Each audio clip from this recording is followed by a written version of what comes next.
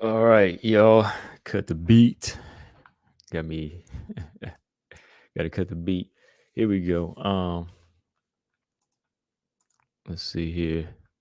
Had to switch it up a little bit. All right, we are back. Back again.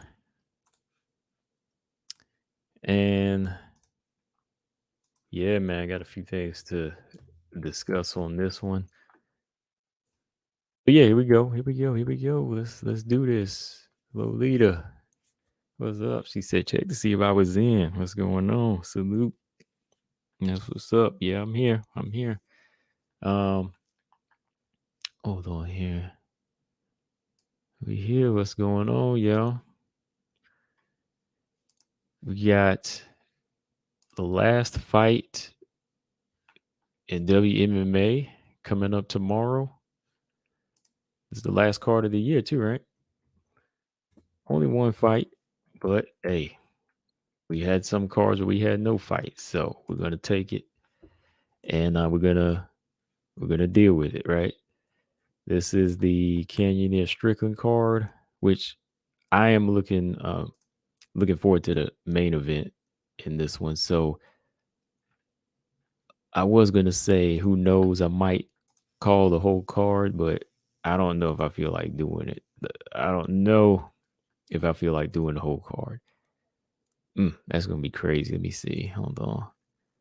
How many fights is on this card anyway? 2, 4. So 4 got canceled. 1, 2, 4, 6, 7. 2, 4, 6. About 13 fights and 6 cancellations. Doggone boy. Yeah, I'm definitely not gonna call this whole thing, but we're gonna look at this fight between Cheyenne Vlismas and Corey McKenna. Good strawweight fight. Good unranked strawweights. Good prospects. Let's see what's up with these two. How this fight goes. Loaded said Cupcake. Oh yeah, Cupcake. Yeah, Misha Tate. She lost via armbar, right? She lost in that overtime last night. I didn't get a chance to watch it because I was on here. I meant to go back and look at it, but I haven't done it yet. I just saw the replay on her channel. I think it was on her channel on like IG, where she was just looking at the breakdown of it and why she submitted. Man, jujitsu is crazy, boy, because the way she was discussing like the pressure that was being put on her arm, and she was like, I didn't want to get my arm broke because this what's her name, Bia, boy. She's a legend, and she was like, she's legit. So Misha Tate was like, I'm not trying to get my arm broke in there. So she just did the reasonable thing and submitted. So I don't blame her. Mm. Yeah. So I mean, shout out to Misha for wanting to stay in there and just compete. These grappling matches, they are very. I think they're very much critical when it comes down to MMA fighters. I think it's something they have to do. But like she said, when you do these grappling matches, you have to be careful because you have fights coming up. You really can't go all out. Like somebody like Bia, she can go all out because this is her main thing. She's a professional. This is what she does. Um, Misha Tate, they just take these things, little side gigs to get better as a MMA as an MMA fighter, right? So if I was in there, yeah, if I'm in that compromised position, I'm tapping because people just don't understand that pressure that's being put on your body and your arm on some of these submissions that these experts know. So yeah, shout out to Misha, do your thing, and she said she got fights coming up. So hey, Misha Tate ain't retired yet. She ain't retired yet. All right. So yeah, I'll probably look at it again tonight, like on my TV, because I was looking at it on IG and just looking at the position. But yeah, really, what's going on? Yeah, we're gonna talk Erin here in a minute. Let's take a look at Vlismas and Corey McKenna here real quick. So I don't know, man. Like this one is pretty tight on this one. I already, put my pick out there, but I'm still not too sure. I'm not really confident in Vlismas like that. She is I think the better striker in this fight. That's her main go-to is her footwork, her volume, her snappy kicks and punches. But then you got Corey McKenna, who is an okay striker, but I think she's a better wrestler. She's a better grappler too as well. She's very, very much on her way to being more so well rounded. I think we all know after looking at some of Corey McKenna's performances, yeah, she can come up short. She's young, but she still has an ability to try different things. Whereas Cheyenne, her game is the feet. Her game is on the feet because we've seen what happens when she gets in close quarters and she gets tossed around. I mean, that was back in March of 2021 when she was getting tossed up. But since then she's beat two two um legit names, two legit, unranked names. Um, Mallory Martin and Glory to Paula, who she knocked out in the first round. That was a good win for her to get back into the mix. And Corey McKenna has suffered a close loss to Elise Reed. And in her loss, to me, against Elise Reed, it could have gone either way. It was a tight one. So when you really look at it, Corey McKenna beat Demopolis, Kay Hansen, Miranda Granger, who she choked out. The closer I'm looking here, I don't know, man. I'm starting to sway a little bit towards more Corey McKenna here. I really am, because I think Corey does have the tools to cut off the cage on Vlismas, you know. And looking at how she's lost against, oh, sorry, I'm pulling some up. Looking at how she's lost against Elise Reed, I think she's might have worked on some of those holes in her game. Trying to be first now, being more confident in her jab. Getting full control in that clinch and using her strength. So let me see here. Let's pull up some stats here. And really it is 50-50. I mean, this is crazy. They're both 7-2. They are both 7-2. That's crazy. 7-2 in the UFC. Corey McKenna is 3-1. 3-1 with just a close loss, whereas Vlismas is, let's see, 2-1. 2-1 with a much more convincing loss to somebody who had a better ground game, and she couldn't really fend off takedowns that well, right? So I think this is going to come down to the fight playing out like striker versus grappler. I think Vlismas is going to try their best to keep it on the feet, and Corey McKenna, it would be wise for her to make this more of a ground fight. But on her way in, she's gonna have to be careful not to eat any of them head kicks and get pieced up. So her defense is going to be a critical thing facing somebody that can throw combinations like Vlismas. Don't do a lot of chasing. Cut the cage off. Slow Vlismas down with some calf kicks. Keep her in check. Keep her back against the cage. Don't give her the real estate to fight. From the inside of the in the center of the cage. You can't do that. You can't do that in this type of fight. I'm kind of curious. I want to pull up this Elise Reed fight. I just want to see again how she looked against a striker, Corey McKenna. Some of these fights, they run together and you forget who had moments. You forget some weaknesses. So let's see. I'm not going to run through this whole fight. I want to look at Corey McKenna and Elise Reed here. Because the one thing I thought was disappointing in Corey McKenna was in that Kay Hansen fight. I was like, this girl is more so well rounded. It should have been on her to really dictate the pace in that fight. Stop giving Elise Reed a chance to, score and actually catch her breath in that fight. Man, I thought Corey McKenna should have went in there and won it decisively. But she did win that fight nonetheless. But it's Elise Reed was the one I want to look at here because it was a little bit closer. All right, let's see. ESPN Plus ain't working here. Come on now. Come on. Gabriella said, where is Ruiz injured? I think she was injured. I can't remember if it was a knee or what, but she was out for a while. Sink said, what was the name of the chick Cheyenne beat? Mallory Martin or Glory DePaula? Either one of them names. The last one she beat was Mallory Martin. And before that, she got cut.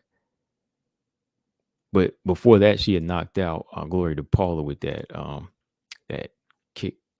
Was it head kick or did it hit her like to the chest? Well, I know you could hear that jump, but that jump hit hard. Where is this thing, man? Hold on. That's what I can't stand about this search bar here. 1 minute it pulls it up.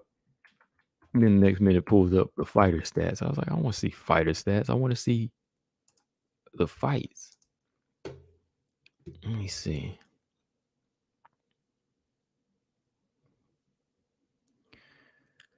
Yeah, I believe she was injured.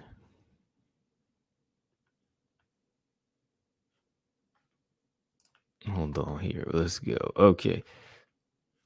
So looking at this fight, look. I'm gonna just look at some little clips here. I want to see how Elise Reed looks on the feet. I mean, Corey McKenna. I want to see how she looks on the feet here. All right, make sure y'all hit that like button. Oh, now that's crazy, man. Look at this. Right from the jump, when they touch gloves, Elise Reed backs her up. Corey McKenna's hands reach out, and Elise Reed hits her with a clean right hand, right over the top, right over at the opening of the round. That is something that Corey McKenna should not be getting hit by. Right in the, opening seconds, 2 seconds into the fight. Not saying that's gonna happen all the time, but when you're a good striker like that against somebody with lacking defense, those moments will come. Ooh, another right hand. You see it? See somebody with hands like that that's gonna keep it standing. They're gonna be lining up punches.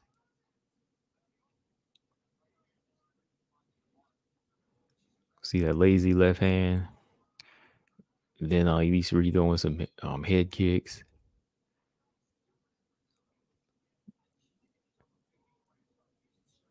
And that's Corey is already kind of making a mistake here by staying on the outside. She's stepping out of range. So I'm just looking at the opening minute there. Yeah, like you can't stay out there too much if you're going to be fighting a striker like Elise Reed here. You're going to have, not Elise Reed in this case, Cheyenne Vlismas. You're going to have to make sure that you close that distance early. Don't give her a chance to extend her reach. Oh, yeah, Corey. Oh, wow, another right hand. See, that's like opening minute. She eating like 4 or 5 right hands already. So, can she correct that mistake? Can she correct that? Of course she can, but sometimes these are bad habits. Anything is possible, but these are bad habits right here. And Elise Reed is telegraphing it. She's throwing it over and over. This should be Corey McKenna's chance to say, let me time it. Let me drop level and take her down. Let me close the distance. And she's not doing a bang up job of closing the distance on Elise Reed. She let her do a lot of dancing, and we know Shine Vlismas can move like this. You know, she'll move side to side, create range. Okay, Corey McKenna did tap the chin a little bit there. All right, but Elise Reed is still stepping wide out, leaving Corey McKenna in the dust here. So yeah, Corey's got to learn how to cut it off. I see her footwork ain't really matching up here. Ooh, she missing 2 in the first round. So those are just some moments in the first that's going to be trouble right there for me. That's going to be trouble right there. But towards the end of the round, she finally gets a clinch. She drops a level. Right? She drops a level and she locks that body up. That's where the fight needs to be. Take her feet away. She gets a takedown. Look at that. Wow. Big single leg. Dang, she picked Elise Reed up. She's pretty strong though. And Corey McKenna's a strong little thing, man. Look at that. In the guard. Now she working. I think she lost the round, but still, like, this is good work from Corey McKenna now. I don't know, man. Yeah, this is a close fight. Let me see how Elise Reed got up in this situation, though. Okay, Corey McKenna let her up. That was a mistake. Oh, wow. Look at this. See, she made a mistake. Corey McKenna, she got out the guard and she stood back up. And she hit, and Elise Reed hits with a big right hand. See? See that? Look at that. First, she landed a good right hand as well, but still, like, that's the lacking of the IQ that I was talking about. Like, you can't let a fighter up like that. You know, you can't let that fighter get back up. If you got the advantage, you have to stick with it. That's close to the end of the round. She probably could have won the round if she landed more damaging punches. She eating a lot of shots here. She wide open for side kicks too, and these right hands. Told you Elise Reed just telegraphing it, and at this point she's still landing it. So yeah, the level of groundwork is very, very much. There's a big gap. Elise Reed's got she's got the skills on the feet to, just outclass, but Corey McKenna's got the ability to adjust and get these takedowns. But the thing is, can she stick with it? Can she stick with it? Right? Brian Williams said we can't see none of that. Hey, you got ESPN Plus, right? Get that ESPN Plus pulled up. Told you I'm pulling the fight up. Well, I'm just skimming them anyway. So Sink said watch Vlismas versus Martin next. Okay. All right. So we looked at Corey McKenna a little bit. Let's look at Vlismas Mallory Martin. Hold on.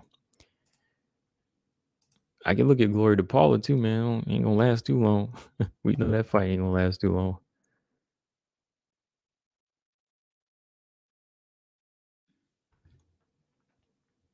Hold on. Come on. Stop showing stats. Give me the fights.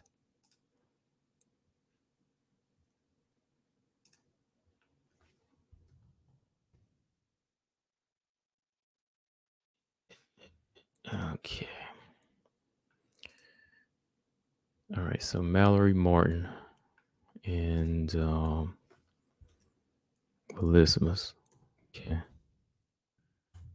So what I was seeing, how old was that fight? Hold on. How old was that Elise Reed and Corey McKenna fight? Yeah, that was just last year. That was just back in March. So, that's going to take a minute to really get those hands up and get that defense tightened up, right? Sink said very quick on underhooks. Yeah. He said takedown defense looks improved in the Mallory Martin fight. All right, let me see what Mallory Martin looks like. Let me see what type of approach she was taking and what Vlismas could do to shut it down.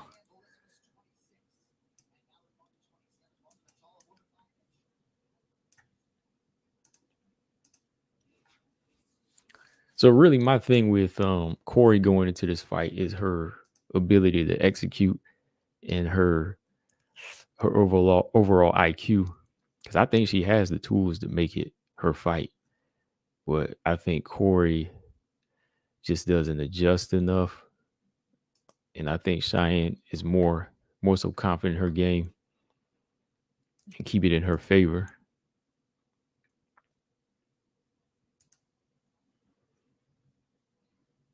But better ground game is got to be Corey.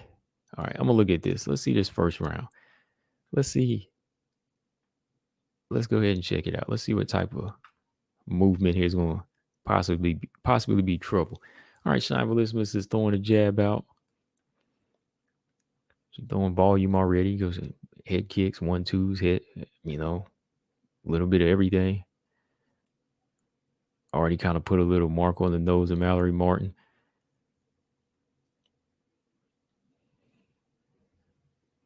So that's a quick right hand right there. See, there's some quick right hands. There's some quick right hands from Vlismas. That's gonna be a problem. Them some good 1-2s. She stepped side to side, but her back is closer to the cage. That's the thing about Vlismas. She's not. Vlismas so far has not like taken like the bigger leaps like Elise Reed and clears like a lot of distance. Mallory Martin is kind of closed in more on her, and her back's to the cage. So that's where Corey could have success. You stick that jab out, square it up. She drop a level and boom. But if she dropped them levels, she got to watch out because Vlismas is quick with the head kicks here. She throws a lot.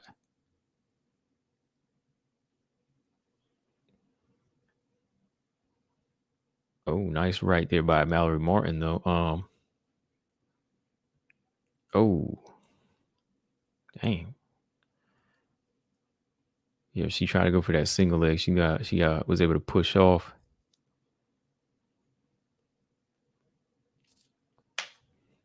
Yeah, Vlismas is not moving as much, but she throws.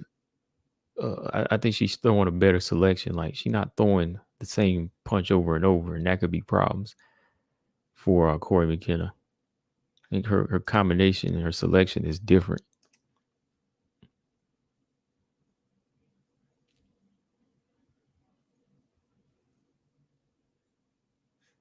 Yeah.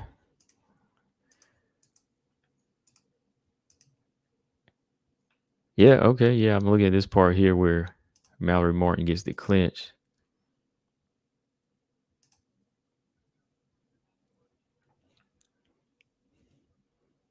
Oh boy, Shine Vlismas keep on talking junk in there.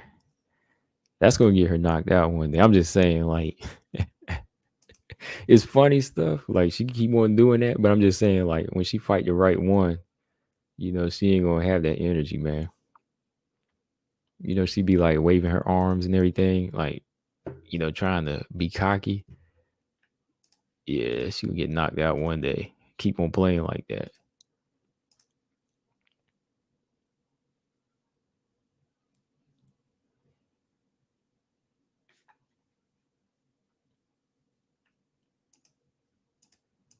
I'm kind of skimming around here.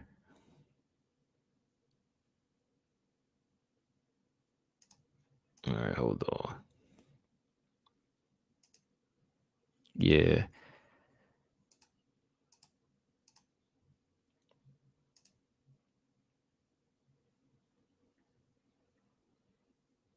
Yeah, I can see her takedown defense has improved. I just think Corey might have more success there than where Mallory's just kind of holding. I think that, that's a big there's a big change, there's a big difference in level changes from these two. Mallory is just locked up on the body here and she's not really getting anything done, but we'll see though. We'll see.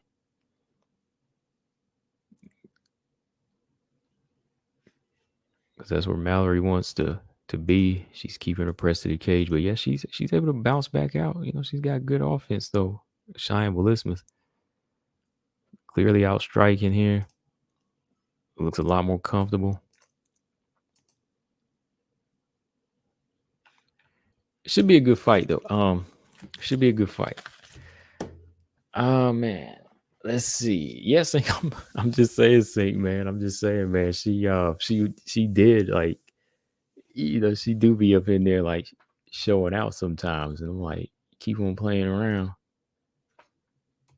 in there,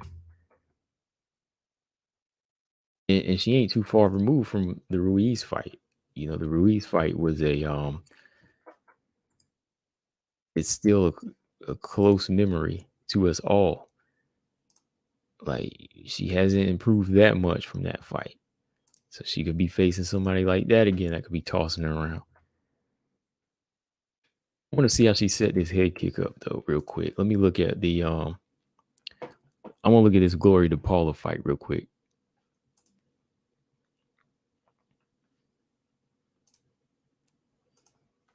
Hold on. Let's look at this Glory DePaula fight.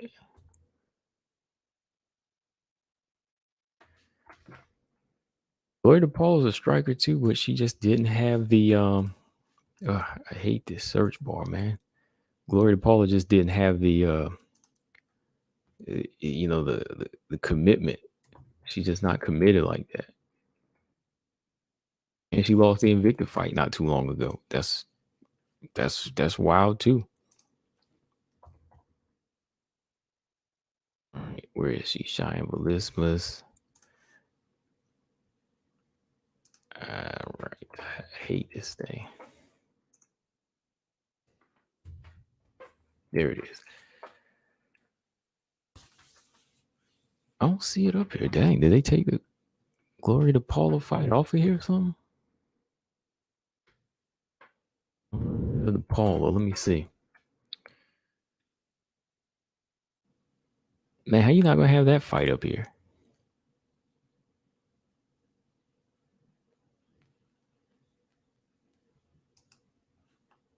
Where is that jump? Dang. Maybe I have to use UFC Fight Pass. Hold on.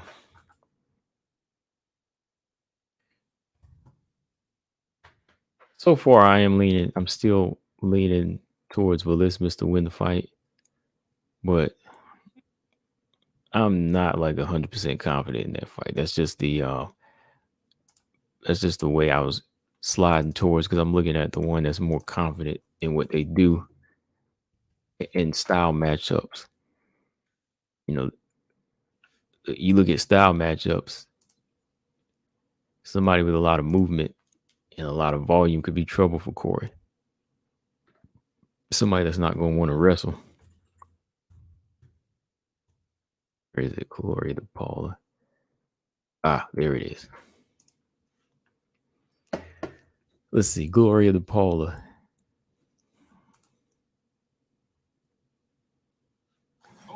Oh, let me turn down.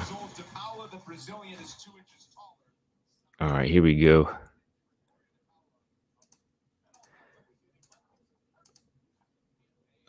All right, let's see, y'all. Here we go. Okay. Well, Vlismas was being aggressive in this first round. Look at her. See, she knew she was dealing with a fellow striker, so she started coming forward, hands high, offensive striker. She's walking Gloria down here.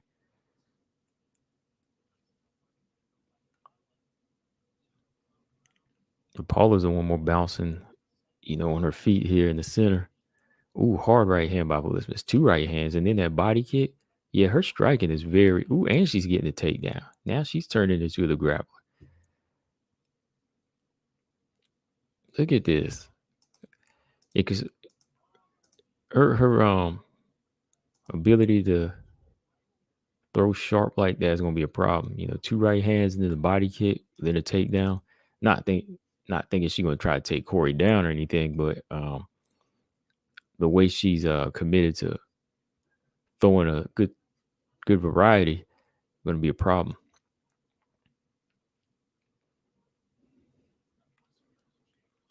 Oh, look at this.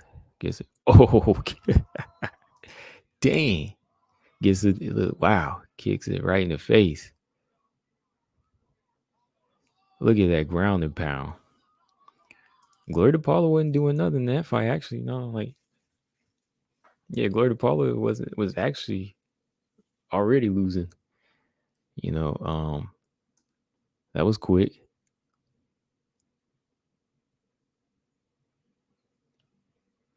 Yeah, yeah, she is. Yeah, yeah. DePaula wasn't doing well at all in that fight before the mistake. She was, she was actually getting beat already. Yeah, you gotta go back and look at that fight. She was getting walked down, and she ate a good combination. She got taken down. When she tried to get back up, she got kicked in the face, and then it was all she wrote when she got ground and pound in the full mount. Yeah, she wasn't really doing well. You nothing to gauge that off of because she just didn't have any time to work. But definitely made Vlismas look like she is the better all around fighter, which she was in that fight. But yeah, I didn't. Gloria Paula didn't land anything though. The fight was only what? Let me see, about a minute. Yeah, it was about a minute, and Vlismas showed in, showed out.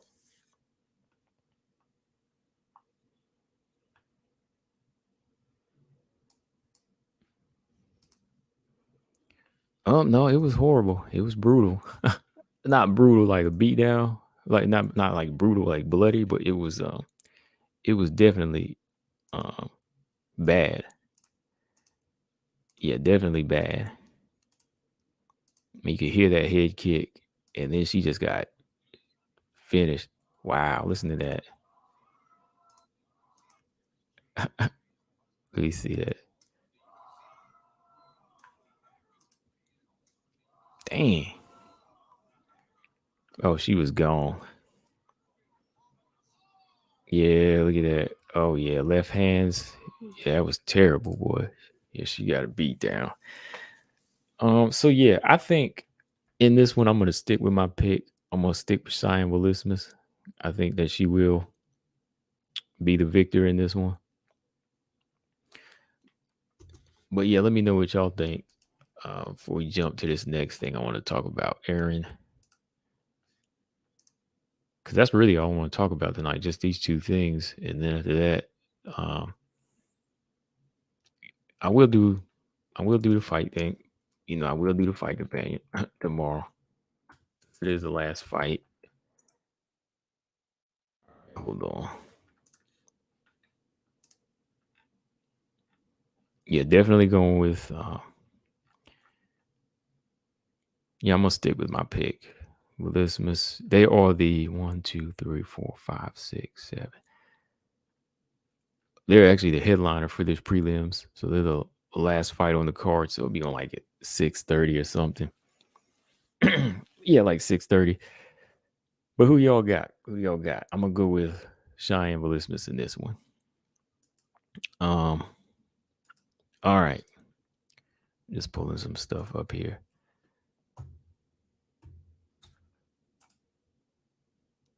Vlismas McKenna. All right. Erin Blanchfield. Erin Blanchfield. I'm telling y'all, man, I can pick them now. I can pick these fighters now. I can pick them. But this is the third. This is 3 out of 4 in my quadruple threat that's making their way to the top. I told you, man. There's a level here that you have to look at in certain fighters.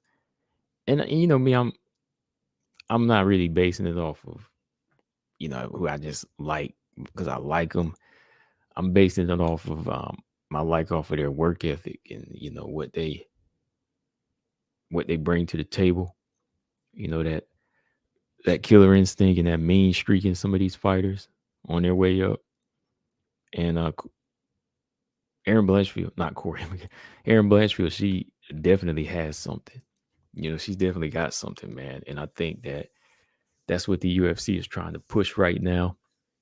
They want some, they want some cold-blooded fighters, and that's what Erin is, cold-blooded, right? They want somebody that's going to go in there and show up, show out, and actually want a clear shot. They want somebody that's going to make it clear what they want in their division. Mm. And Erin, she's showing that. I think, hold on, let's get this thing up here. Yeah, Erin wants she's I think she's been looking at what the other girls are offering, and she's probably like, you know what? I don't know what it is that's making them second guess themselves, but I want a piece of this. She's like, I want a piece of this action. I can get it. And she's got floor seats. She's working with some of these fighters, and she's seeing what they bring to the table. So she's probably thinking like, oh man, like I'm better than this. Whether we believe it or not, or whether we know it or not, she's probably like, I can do this better. I can make this move better. So, let me get a chance, because I have the confidence. And that's one thing that's going to help her, man. Confidence is a big part of this. It's a big part of this sport. It is, because once you believe in what you do, it translates through your performance, like when you turning a punch over, you going for a takedown, or when you putting that extra boost energy in there. If you believe in it, you won't hold back. You won't go straight for it. And I think that's what Erin Blanchfield has. Like, she shows that in her performance. I mean, of course, she hasn't fought a top 10 yet. That's what's making it look a little bit shaky. But now she's going to. Might be the higher level that we didn't think she was going to get, but we'll see. All right. So I read through it today, but y'all that didn't, y'all missed it. I got a video about it already. But if y'all want to give thoughts, you can. I mean, UFC and Blanchfield, they believe that she can fight the top level. And I have to keep remembering that, yes, she is top 10. So they are going to look to do something like this now. Like I still keep thinking she's like 13 or 14. I keep on thinking that she's like 13 or 14 or something. But now she's 10 now. She's 10. She's taking it from Macy Barber and Casey O'Neill with her recent win. I still don't believe most recent win is enough to make us say she's ready for a top 5. Now, if she would have like destroyed Maya or Lee like that, or Arujo, I'd say, yeah, give her that chance. But she was just fighting Molly McCann, and that fight down, to me, I thought it was just like an inactive fight for her. Not really a fight that was going to tell us that this is going to, skyrocket her past some of these other fighters, But at 10 now, I think the UFC is in need. They're in dire need.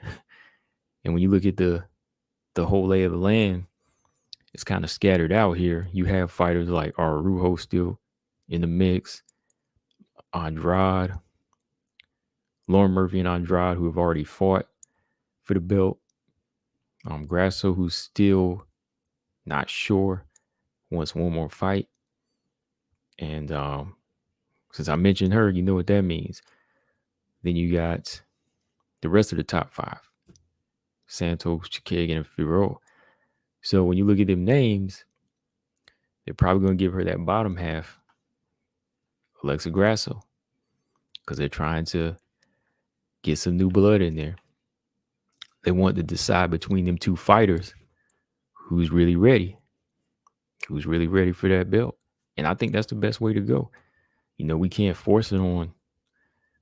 We can't force it on Alexa Grasso, because now's the time for her to really say, I want the fight, right?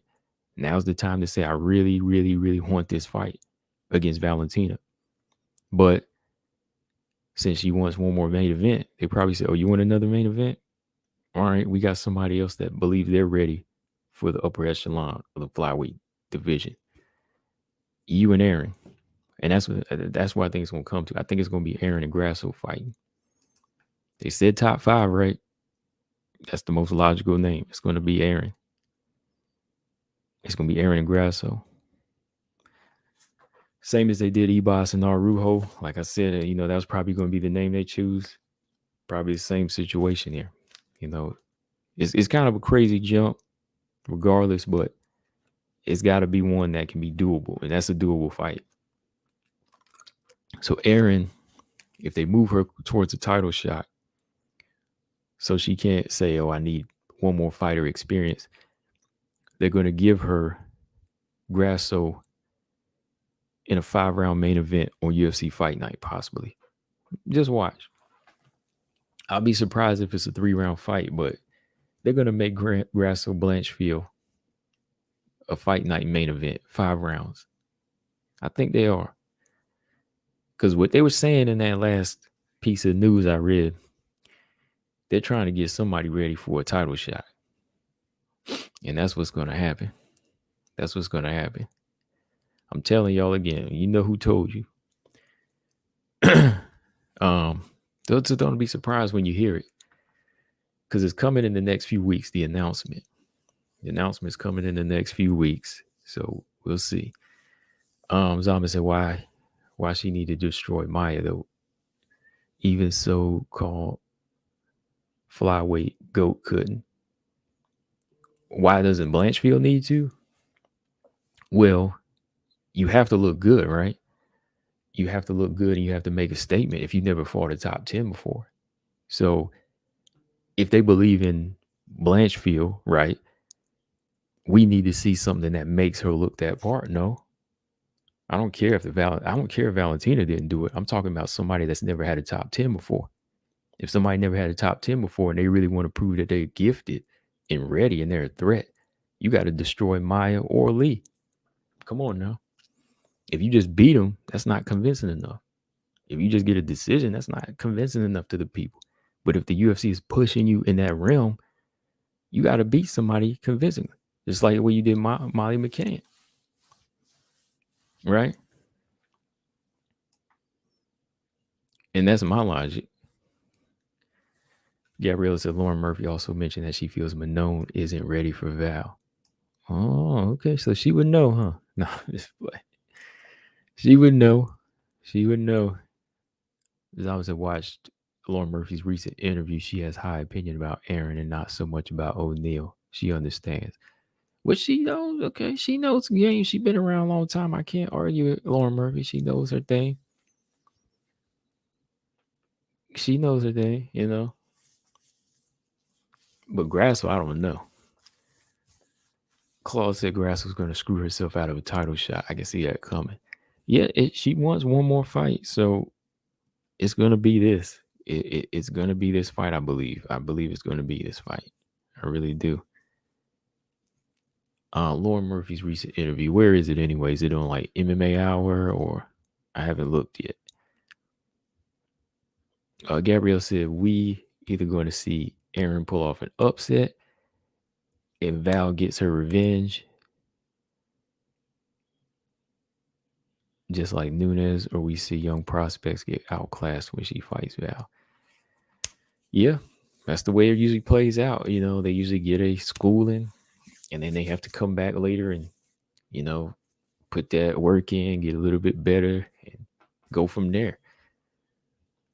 But the test is in Grasso first. We got to see this top 5. It's got me curious. Like, would they do Tyler Santos? That would be nuts. Because Tyler wants to come back early next year. Watch it. Watch this, man. They're gonna do something crazy left field. They're gonna make Tyler Santos and Erin fight. Watch this, man. It's gonna be either one of them fights. It really is. I really believe it's more so Grasso, but they might do something like this, man. Zalman said, "Oh, see now all your credibility goes out the door when you say Shevchenko is not much better. When you say she's not that much better, I mean all your credibility goes out the door. I can't like if you don't understand how good Valentina is compared to these other fighters, then I mean, yeah. If she wasn't what you say, then this division would be like what if she is what you believe she is, which is not a good fighter or average grappler, this division would be like the strawweight division. You know? This would be like the strawweight division then. the belt would jump around. You'd have a lot of fighters with the same skill set or almost balanced skill sets, and everybody would just be passing that belt around. Gabrielle said, do you think Minoan is ready for a title shot? I think she is at this point. I think it's just a matter of you got to just take it. You got to be ready. I mean, I know you want to look better than you did against Chikagan, but I think she's as ready as she can be. I think you're as ready as you can be. All of these fighters have skill sets that make them ready. But, it's that one thing I just mentioned a few minutes ago, that confidence. Confidence makes everything even better. You can have technique, you can master different things, but how you let it go really translates into these fights, So you ask me, I think she's as ready as she can be. I think she's as ready as she can be when you look at her style and what you can do at this point. Because the longer you wait, somebody else will come along and take it. They'll take the opportunity, or by jumping around you, or they'll take it from you.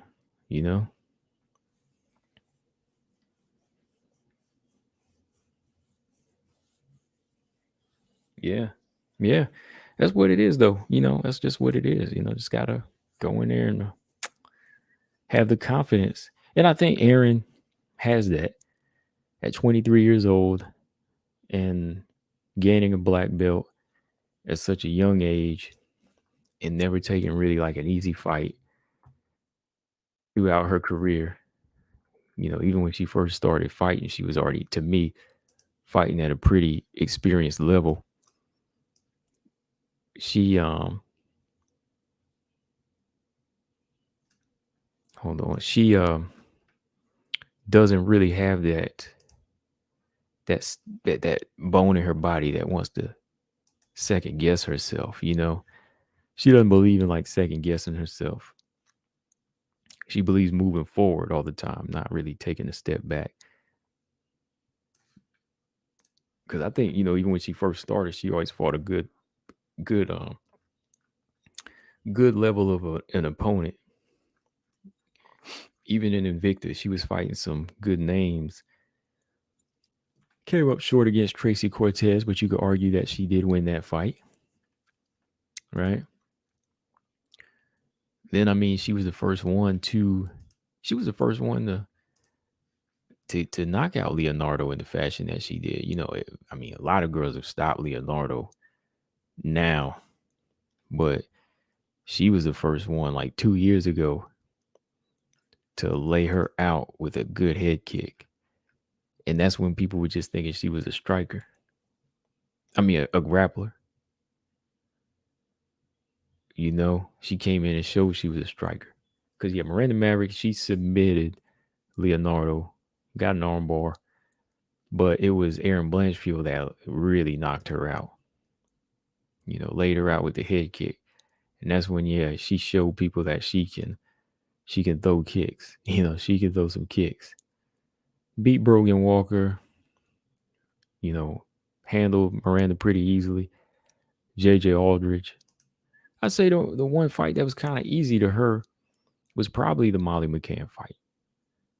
The one time she got the easiest fight was probably in the UFC, So to me, I just think that, with the way Erin's fighting and the way she's talking, you really probably won't hear her say, "Oh, I want another fight." No, she probably won't do that because her and the UFC agree she's ready for a top 5 and she knows what comes next. Gabrielle said, honestly, the UFC is desperate. Hold on. Honestly, the UFC is desperate for someone to pull an upset, so that's why they are pushing for Erin and Ebos into the top 5. Yeah, and that's the fun part to it, but it's the risky part. It's the risky part, but there is some logic to what they're doing because if you get them new heads in there that really want it, it can kind of shake up the division. It can definitely shake it up. Sink said, why not Blanchfield Maya? Yeah, that's a good one. Yeah, that would have been a good fight. But yeah, once you start throwing these type of names in there, you'll start getting a division with more confident players, and you'll have Valentina's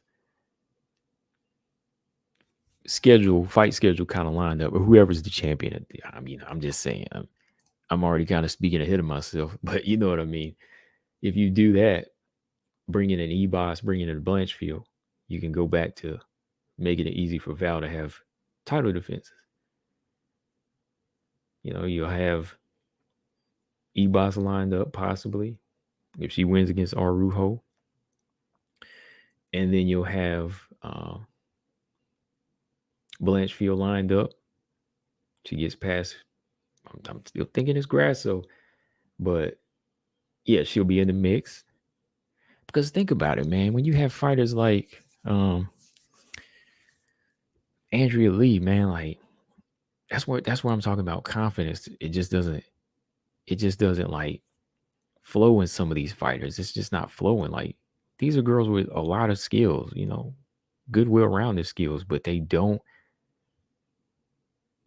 let it show up in these fights. Like it just doesn't translate into performance, man. Like Andrea Lee should have been fought for the title, right? She should have been fought for the title. With the names that she's fought, she should have beaten these girls because she had the skills to do it.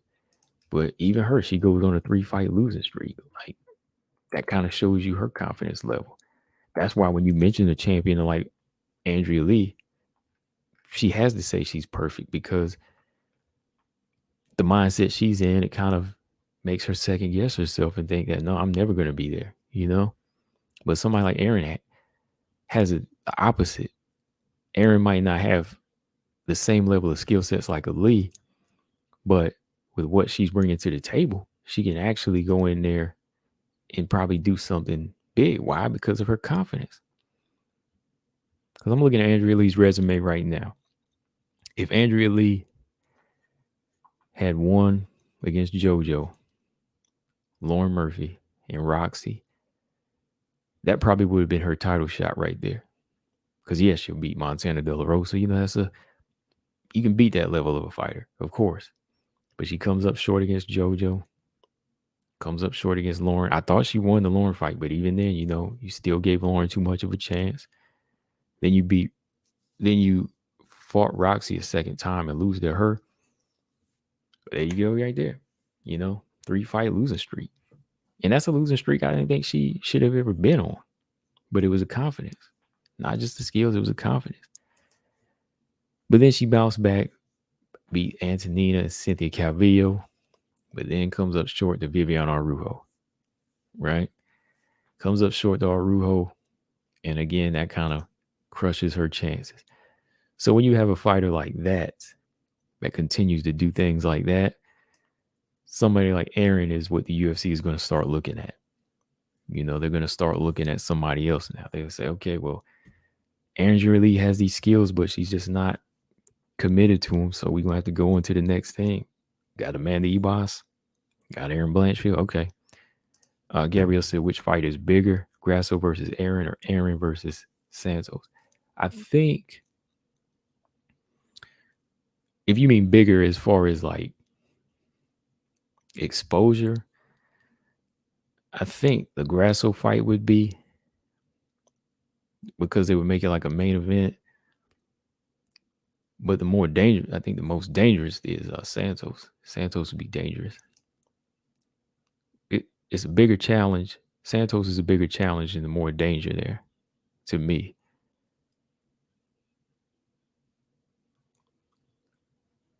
You know what I mean? Jay's Press, he said, you guys think they will make Blanchfield and the Queen before they reach top 5 or let it marinate? Well, she's fighting the top 5. She's fighting the top 5 next. So what you mean like marinate at that point? Because the fight she's fighting is possibly a top 5 or a title eliminator. So what you mean marinate? If it's a title eliminator, you can't let it marinate. That means you next, right? And if she's fighting the top 5, then that would pretty much mean that she is going to be uh, lined up next. So marinating is over now. Now would be the time to kind of let a fight between them marinate, but apparently they're not doing that. That's the whole point of what we're talking about. Zama said there are multiple matches for Erin that are much harder than Shevchenko. Let's pray she will. I'm not even gonna read that, man. I'm laughing already. Come on, Zama. Come on back to reality, man. Say something with some more logic and I'll read the whole comment. James said, okay, so they're really saying she wants the top 5. James, what part of top 5 or title eliminator you not understanding? Do I got to read it again? You want me to read it again? I just want to know because I don't speak Spanish, don't speak French, and I don't speak Cantonese. So let me see. I'm going to read it to you again. The UFC and Blanchfield are in agreement that she's ready for the upper echelon of the women's flyweight rankings. Fans can expect to see Blanchfield get a top 5 contender next, or even find herself in a title eliminator like situation. Okay? Find herself in a title eliminator like situation with a matchup already in the works for the coming weeks.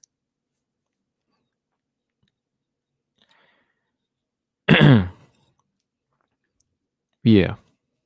He said, wait, what title eliminator? So Blanchfield wants like 2 fights before she fights for the belt. Title eliminator means 1 fight, James. If I say title eliminator, that means that's it for you, right? Which should be like Manon's situation. She got a title eliminator, so she should be next. He said you just came in. Yeah, well, I said it yesterday too. I know you was in there yesterday.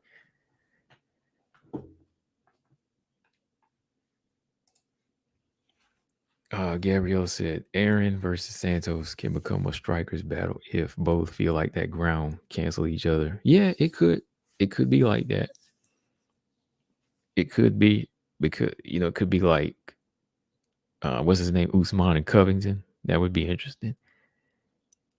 If it goes to a striking battle, I would favor Tyler though. Tyler's got more punching power, and just better. I think better hooks too. He said, "Cool. She might even fight for the belt in 2023." Yeah, that's what it's looking like.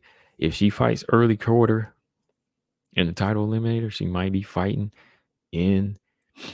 She might be fighting in 2023 for the title.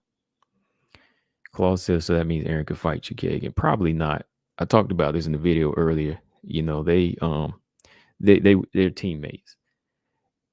And the code on the teammate thing with the UFC. I mean, well, not the UFC, but some of these women, they don't fight each other when they're teammates. And I personally, like I said in my video, I don't want to see them fight. Because I don't think they would give it their all. Maybe, but I don't see it.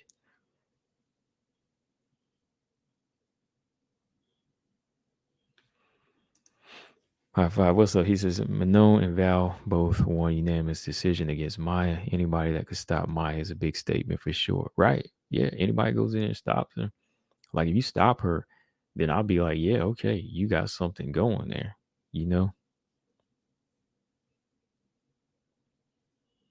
I think everyone changes their mind when they're offered a title shot. I don't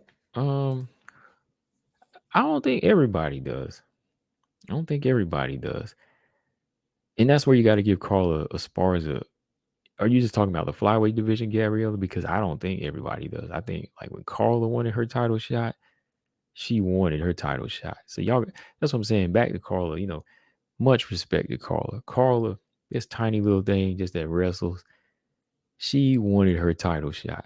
This girl beat 5 people in a row and she was like, I want my title shot. Even when she fought to defend her title, she was like, I still want to fight this person. You know what I mean? Like, I don't think everyone changes their mind. Um, I think the ones that have the goal and the mission, like Carla, Whaley, Santos, they got it. Andrade, they got a clear passage on their mind. They got a clear cut mission. Yes, and Carla wasn't afraid neither. No, she wasn't. No, she wasn't. Yeah, I was responding to James because Erin at first wanted a slow pace to reach to the top. Oh, okay. Yeah, she did. And I hope it wasn't because of her defeat of Molly McCann that gave her some type of confidence to make her say, you know what, I could do this to anybody. I hope it wasn't that. I think it's more so the UFC looking at slim pickings when it comes to title defenses. So they're trying to find a situation for her. And, she's probably looking at, like I said earlier, some of these girls don't want to test themselves fully. So she's just right. She's just right for it. Yeah, Carla wasn't afraid of no fade. Now she go in there and get it, man. And, she was calling for it. I mean, she was like, yo, when she destroyed Yan Jana, she was like, I want my title shot. She was like, yo, I'm ready for it.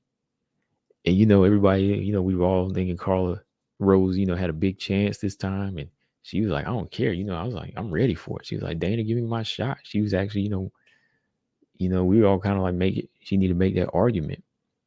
But she was vocal about it to a certain extent. I don't know though, man. I think Erin and Grasso is going to be a good technical fight. Darby said if Carmouche came back to the UFC with her newfound ferocity, how would she fare? I think she would fare the same, Darby, because the way she attacked Velasquez, it kind of made me mad that she didn't attack Valentina more in that fight. Like, that slow-paced fight really disappointed because she did not take any opportunities in that fight. Like, she would just not go in there and go for it. She was too cautious against Val. I'm like, you're this big physical wrestler. Like, why are you not going after it? Take a chance. If you're gonna lose, you're gonna lose with this, lack of output anyway. Why not take the chance? I mean, Velasquez is a different opponent, but she was going after it, man. So I'm like, come on. So I think it would be the same. I think, the level of Bellator flyweights is different. Bellator flyweights are a different level than UFC, Darby. That's just my opinion, though. I think a UFC run would be about the same. I think, I think Santos would still win over Carmouche. I think Manon could beat Carmouche too. Looking at how her striking looked in that fight, it's just Velasquez really had a big lack of takedown defense, right? Okay.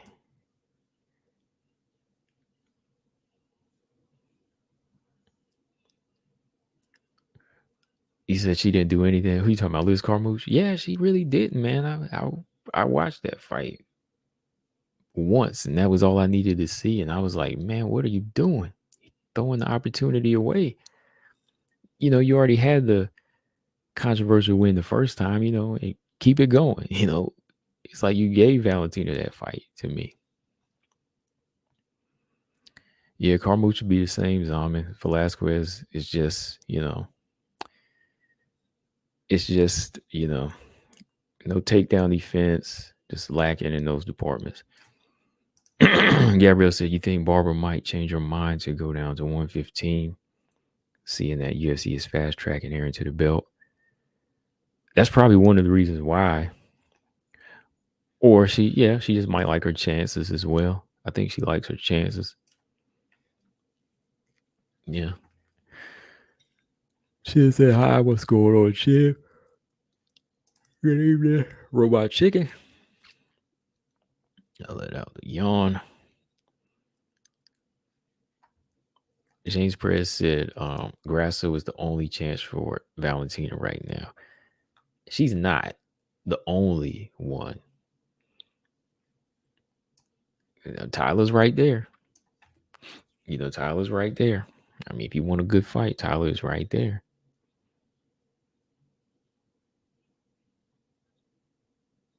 You still got Tyler right there. Tyler can get it, and she wants it. It'd be an early Christmas present for Tyler. She would be happy about that.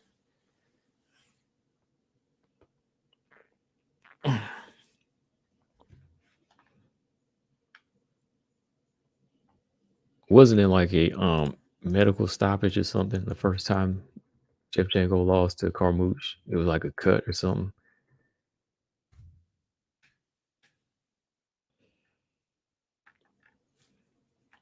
It's so far back now, and they ain't giving you no footage. Yeah, they ain't giving you no footage of that fight.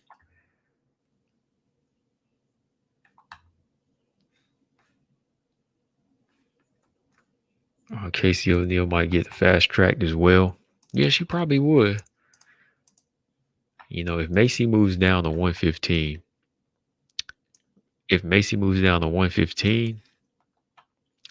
and Erin and Ebos get pushed up, oh yeah, Casey O'Neill has no choice. She's gonna be put in that top 10. So her 4-year plan might come to an end. Yeah, where was that Carmouche fight? That was like, you probably can't find any footage on it because it was like almost over a decade. It was like a decade old, and it was like a lower level organization, so they probably burned all the footage. The footage is probably still on VHS, Chin. You know what VHS is, right? That was like 12 years ago, so they probably put all the footage. They probably lost it all in a tape fire or something.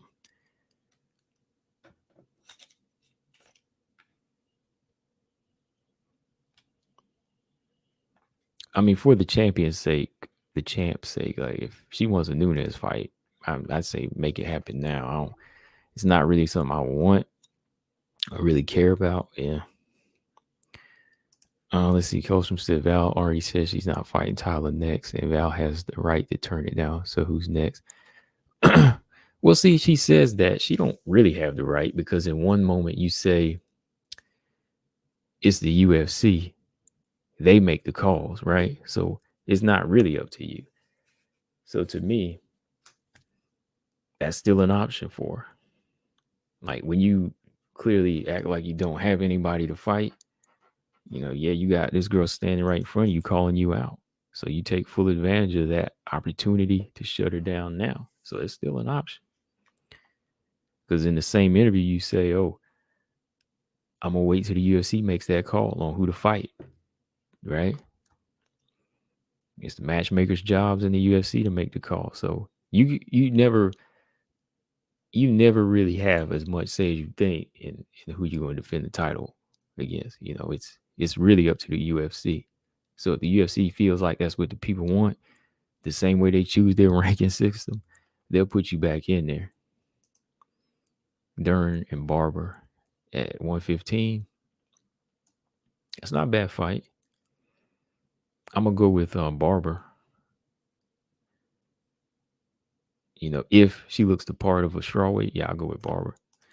High Five said Casey might get the title shot sooner. The way she moved up the ranking without even fighting. That's true. That is true. Lolita said Dern versus Barber. Who wins? Yeah, Barber. Okay, Chen, I'm just checking. I want to make sure you know what VHS is. Like, do you know what beta is? Do you know what beta is? I'm going to go even further back. Do you know what beta is? Barber said, I don't trust Dern anymore.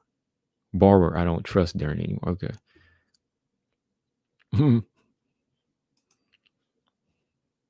How many is Dern lost now in a row? I know she lost to Marina. And did she lose back to back to Jan Janan and McKenna and Marina Rodriguez? Uh, she did. I can definitely see why you don't trust her anymore. Let me pull up records here. Oh yeah, she got to Tisha. Tisha Torres is split too, though. So technically, she's on a 3-fight losing streak. In my opinion, she lost that fight. Casey is getting better. Casey's close to being better. I think she's supposed to come back soon, like early next year. So yeah, she's about to be back in the mix.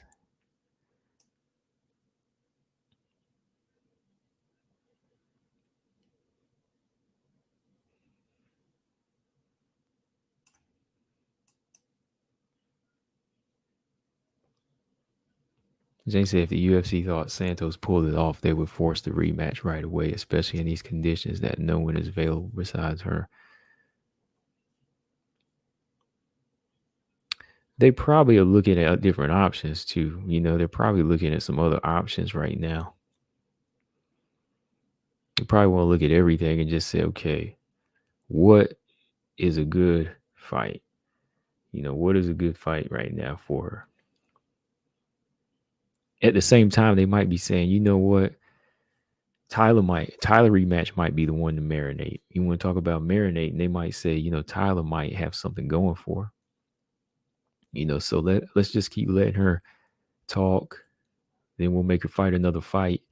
We'll make her train harder so she'll come back next time and be 100% ready too, right?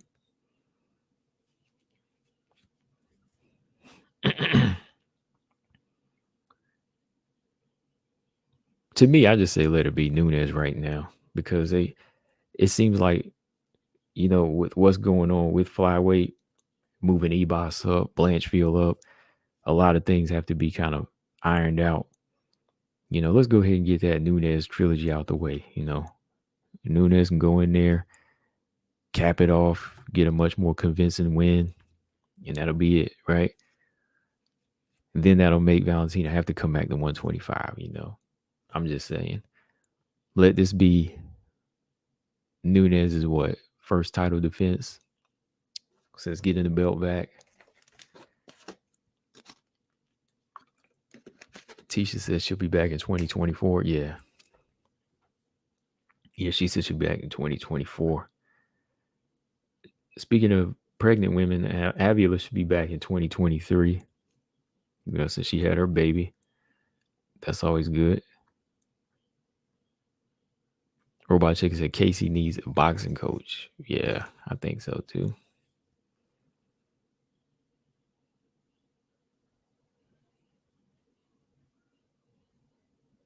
Yeah, I think Casey needs a boxing coach.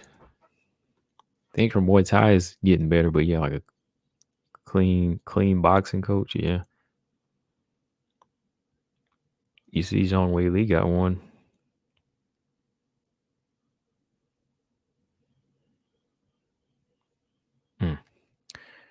Okay.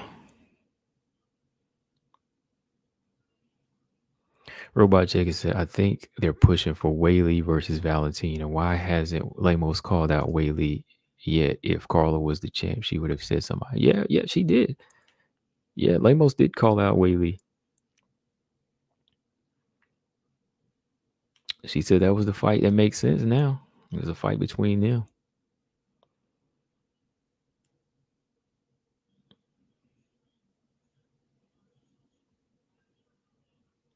I don't. Hold on. You said what else did you say in that comment? They don't even need that's not even like a logical thing. Like even if Lemos didn't call her out, Whaley Valentina's there's no reason to go to Whaley Valentina. Like there's so many other good fights for Whaley at 115. I'd rather see the rubber match with Rose before Valentina fight. I don't want to see her fight Valentina until she beats Rose.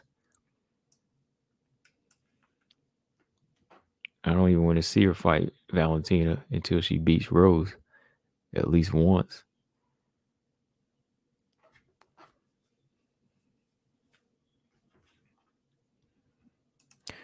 Darby, appreciate that, Darby, with the 5 spot. He said fights you'd make right now for the flyweight top 5. Right now, let me see. Okay, in the flyweight top 5.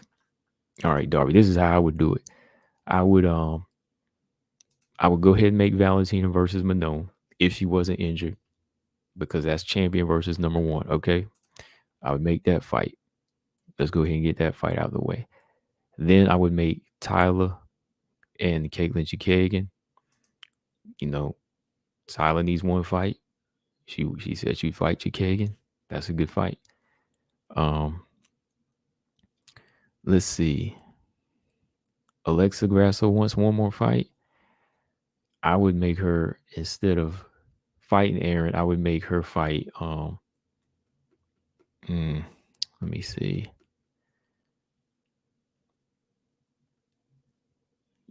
Do you mean like 5 fights or just for the top 5? So you say for the flyweight top 5. Okay, for the flyweight top 5. Out of the 5 people, okay. Valentina, Manon, Santos, and Chikagan. And Lauren and Andrade is fine. That's fine.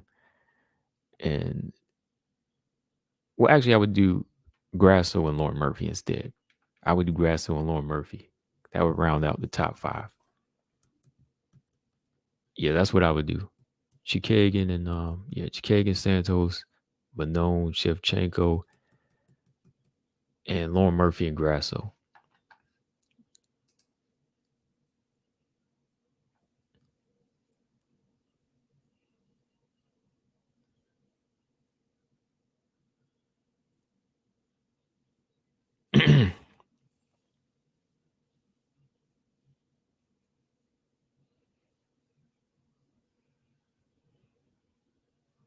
Yeah, I just really don't think that. I don't think that's a good option.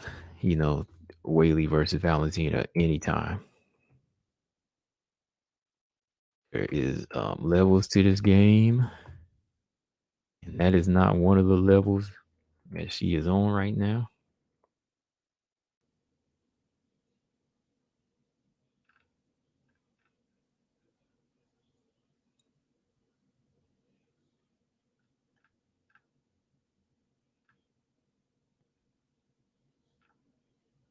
I'm trying to see it here. Hold on.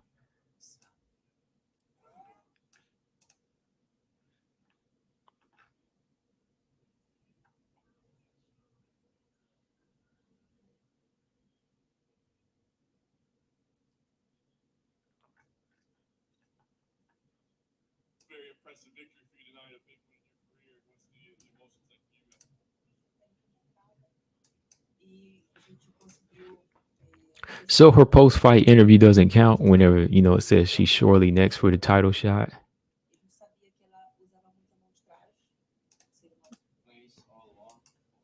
Because to me, that's telling you that you'll fight the champion, and Whaley is the champion. She believed that Whaley was going to beat Carla. So to me, I think that counts.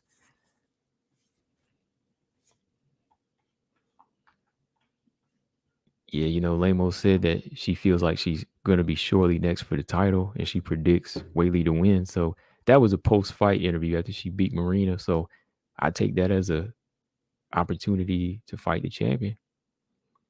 I mean, not the same type of aggressive call out that we're all looking for all the time, but I think that is, somewhat. This interview. Hold on. Hold on.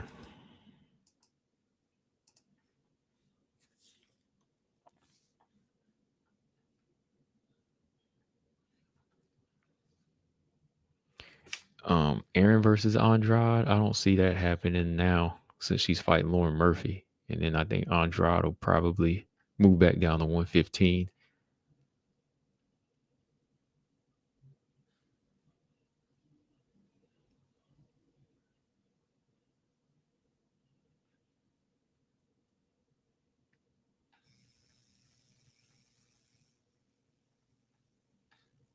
Well, Robot Chicken Marina, she chose to fight Lamos before Wei Lee because she actually had a full training camp too. You know, like I believe she would have fought Wei Lee too if she would have had like a full training camp. Like you just can't go off for 30 days. I was going back and forth with somebody else about that. And 40 days is not enough to prepare. So that shows you it's a different level of an opponent. So um if it was a full training camp like it was for Lamos, I believe that she would have fought Wei Lee. Especially in this case because she didn't want to fight down, but she just had to because they were trying to offer fights right off the top. So I think that you know, she would have taken that fight. I think she would have taken that fight. Now she wouldn't have taken Lamos off of a 30-day notice either. I think it came down to timing. And it was all about timing. Because in the interview she said timing was a big part of it. Ain't no yellow streak down Marina Rodriguez's back. I'm just saying. I'm just saying, Marina, she's a real one. Might need to work on some things, but she's a real one. But she ain't stupid either. She said, hey, it's all about timing. And boy, them Wei Lee fans, they got mad at me for looking at that until I shut them down. I mean, even one of these promoters, I think it was a promoter kind of going back and forth. He had to say, oh, okay, I see what you mean now. I was like, yeah, I'm like, as a promoter, you got to look at you got to look at the time period here. I mapped it out. I said, look, 40 days is not enough for training because the 40 days is not full training camp either. That's a part of your travel, a part of your promotion, a part of your weight cut, all of that. So Marina is not going to take Wei Lee on a short notice. She'll gladly take her on a full camp or take Lamos on a full camp. But neither of them fighters is short notice fight. Lolita said, what's that video? That's the post-fight interview that's the post-fight interview with Amanda Lemos, saying that, she wants title shot next.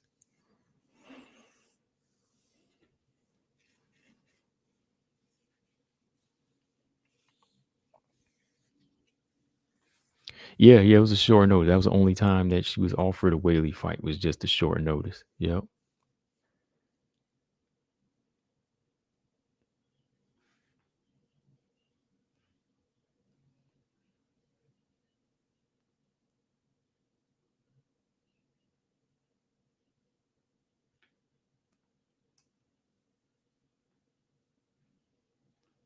Mm, mm, mm, mm, mm, mm.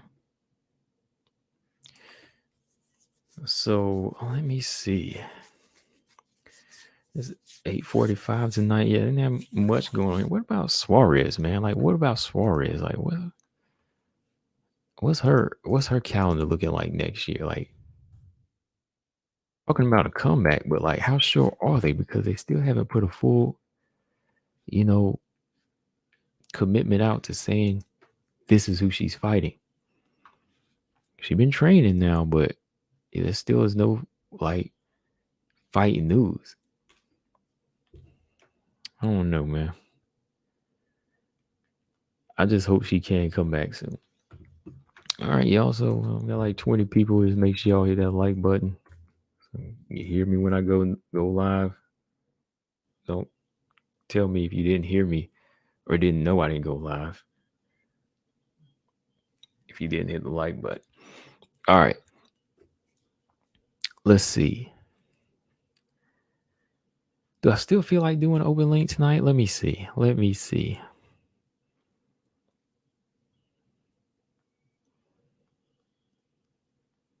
Do I feel like sitting in this chair for another hour, another 45 minutes? I mean, it's a comfortable chair, but I don't know if I feel like sitting here for another hour. Let me see. Gabrielle said, think Barbara wants to go down to 115 to reach her goal to become the youngest champion. Yeah, she gonna find it somehow, right? She said, I got to go somewhere to make that dream happen.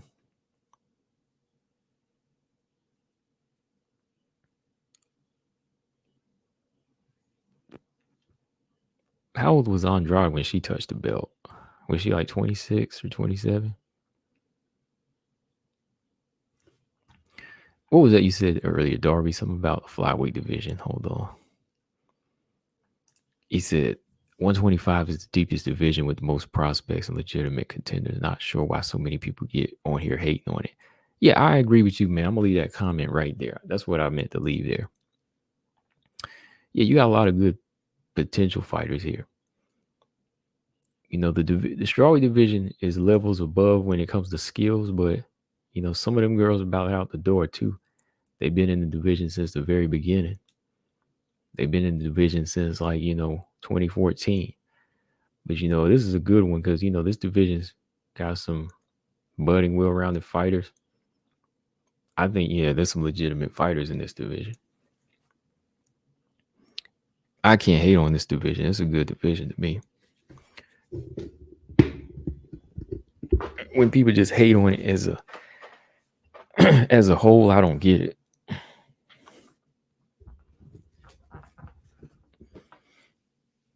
I wouldn't waste my time talking about something that is, trash.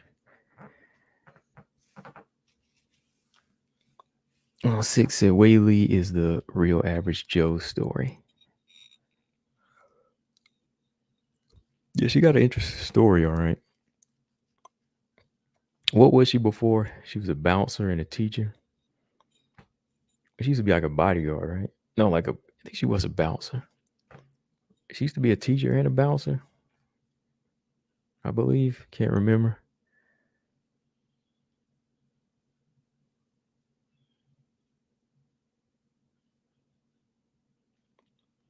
Yeah, 135 ain't even in that it ain't even that conversation.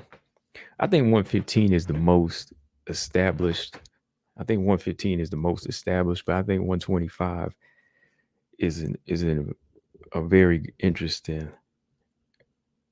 yet exciting place because you got strawweights moving up to 125 now. Everybody want a piece of it. The deepest, yeah, as far as skill set, but even then, I think their their day is coming because the deepest in the division have already fought, so many times. The Joannas, the Rose, the Whaleys, they all been fighting each other. So it's deep in that aspect, but there's a lot of fights that have already been made. Now you got fighters trying to move down, move up, move out.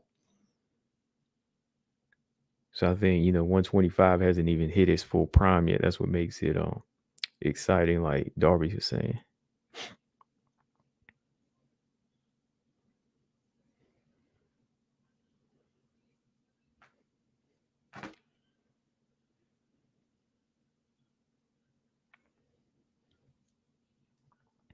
Yeah, teacher, bouncer, and a receptionist. Okay, got you.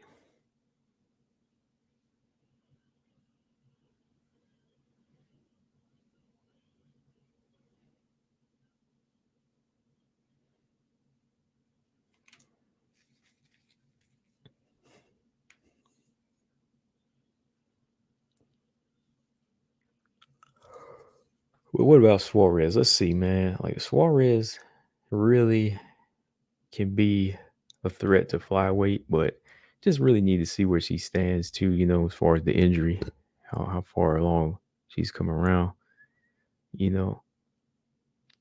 Just need to see how she moves in that first fight.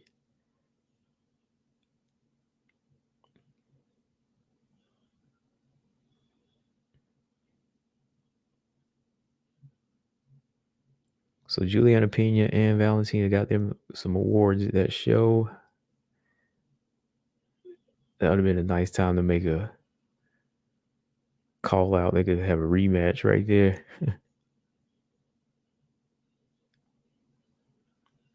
Call her out for a rematch. Claude said 12 to 18 months flyweight division be on fire. Yeah. Fans hate on flyweight because Valentina is champion. Don't want to give her credit.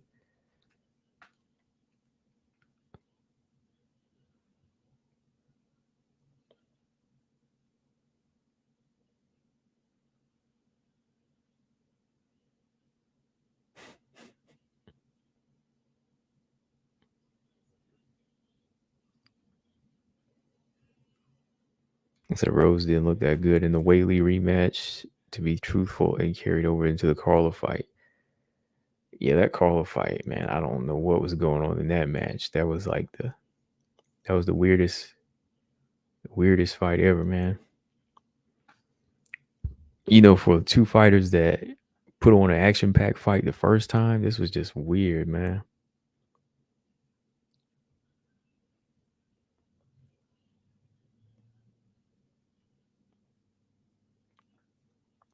I guess I have to do for 2020.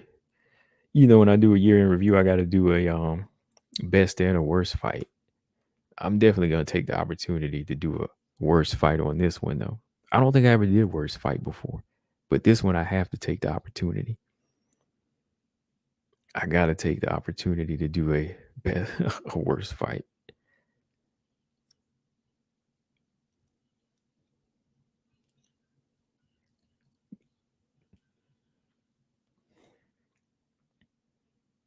Because sometimes I don't like to disrespect a fighter and say, "Oh, they put on a worst fight." But I mean, when you intentionally do a fight like this, I'm like, "Yo, come on!" And we already know what they were capable of when they put on an action-packed fight the first time years ago, and they put on action-packed fights against other opponents. I'm like, you know what? You got to call this one out as a worst fight.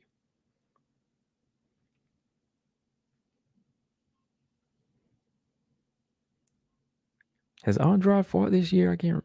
Yeah, the Lemos fight was this year, right? I'm used to seeing Andrade like real quick. Well, she fought Calvillo too this year, right? Or was that last year? No, no, no, that was this year. That was this year.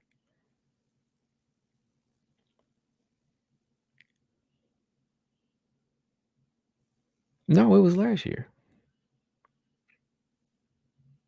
Wow, that's crazy, man. Time flies by like crazy, man. I thought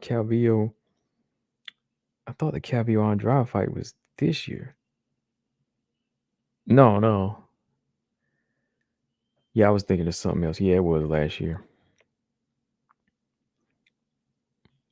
This is the first time Andrade's fought like once in a year too. Her and Valentina. She just fought Lemos and that was it. Nobody else. She at least fought two times in 2021. And she's always fought at least two times, but this year she only fought once.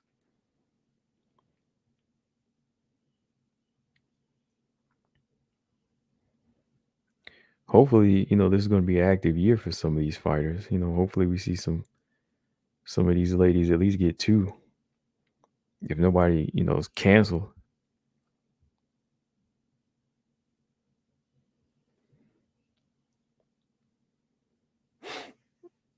Let me see. Is it healthy for a fighter to keep jumping up from division to division as far as weight cuts? I think it depends on the age and what the fighter's build is like. Like somebody that is very muscular, I think jumping up and down is bad for them because you don't have much fat to lose. You'll be losing a lot of your muscle, and losing muscle is bad on your body. But if you're like small in frame, and let's say the weight you move up to is closer to your walk around weight, but at the same time you're kind of like in the middle where you don't like beef up on your off days, I think it's fine. And that's another thing. If you don't, I think it depends again on how your walk around weight is and where you're all where you where you are at after off season. I think it depends on how much you blow up when you're not fighting. Like if you like a patty or something like that, if you be blowing up like 40 pounds and you like to answer calls for two different weight classes, I think that's where it comes in to be an issue. But if you're like Andrade, I think you can kind of play the field a little bit more. You're short, you can kind of be a little thicker, and you can kind of play around with it, I think. But it really depends on age, I think. Age, the way your body is built, how much muscle you have, and how often you do it. How often you do it.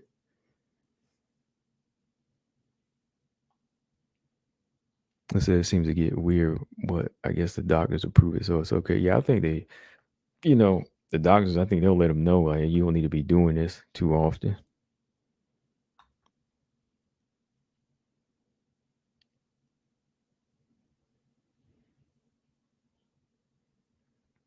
Like Amanda Ebos, I think she can do it, but it's something that you don't want to keep doing like over and over. I think that's why Macy said she'll answer short notice calls for flyweight now, but she's trying to move down to strawweight. That's going to be her main goal. Gabriel said both Lemos and Whaley have finishing abilities. Excited for them to fight each other. Yeah, I am too. I'm still waiting on that announcement.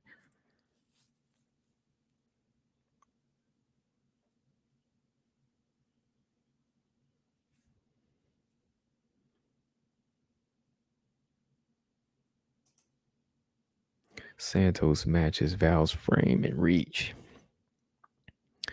Just like Nunes matches Pena, Val isn't giving Santos the rematch.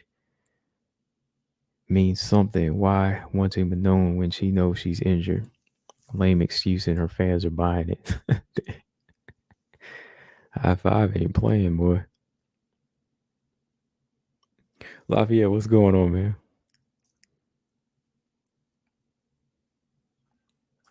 My bro by Chicken said Erin is on the rise. Yeah, she on the rise, man. She gonna be getting the fight announcement pretty soon here. And I think it's gonna be a main event. A main event with Grasso.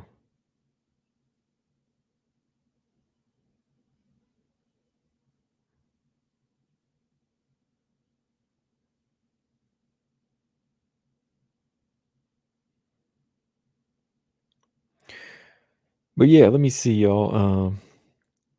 A few more minutes here, and I'm gonna jump off at the 145 mark. I am actually doing something right now too. That's why I was kind of focused over here. And then I wanna get some food here.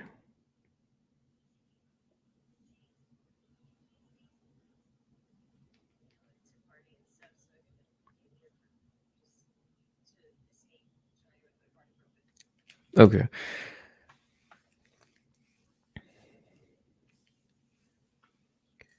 Yeah, I'm excited for the Suarez return though. I ain't gonna lie. I don't know when it's gonna happen, but when it's announced, I'm ready to see what she looks like at flyweight, yo. Because it's a different division. It's gonna be something different as far as Santos's approach. Excuse me, Suarez's approach. Definitely looking forward to it.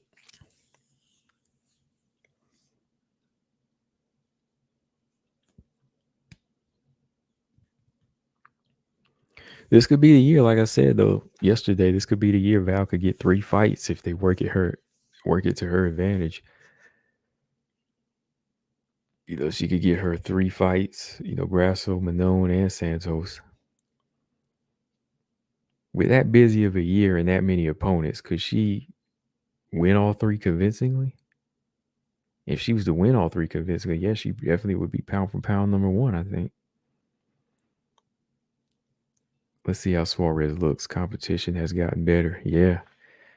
Yeah, let's see how she looks, man, because she's going to be in there with some, well-rounded fighters, some heavier girls. It's going to be wild.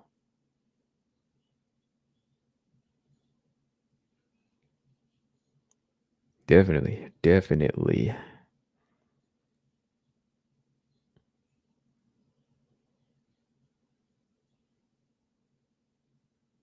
capping the year off against Santos next year would be interesting, I think, because let Santos maybe get another win or two as well, and let Val fight some other fighters too.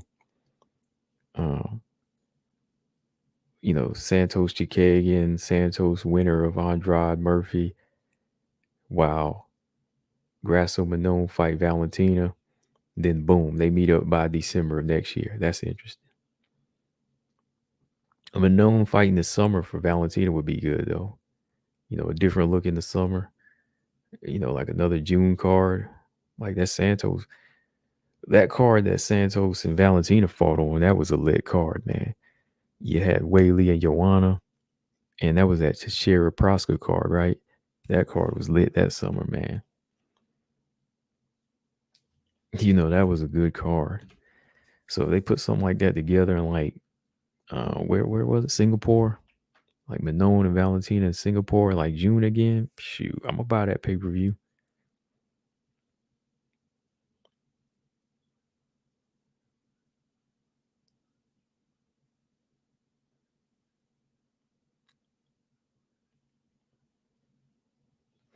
But yeah, that's what it is, y'all. It's the 145 mark. I'm about to roll up out of here. Gabrielle said, how many pounds do you think strawweights cut down to make 115? Looking at somebody like, let's see, Wei Lee or even Marina, maybe like 25. Maybe like 25. Some of them probably walk around like 130, 135. Probably roughly around that weight. I think the more leaner girls, like in the 20s, like Rose and Marina, the thicker ones like Mackenzie Dern, yeah, she might be pushing like 25 or 30 sometimes. Yeah, Mackenzie Dern might be pushing like a 30. Tisha, maybe 10, 15. Yeah, because she's a lot of muscle too, and she probably watches what she eats, so she's probably closer to her weight. So yeah, Tisha might be like a exception where it's like 9, 10. If that, maybe.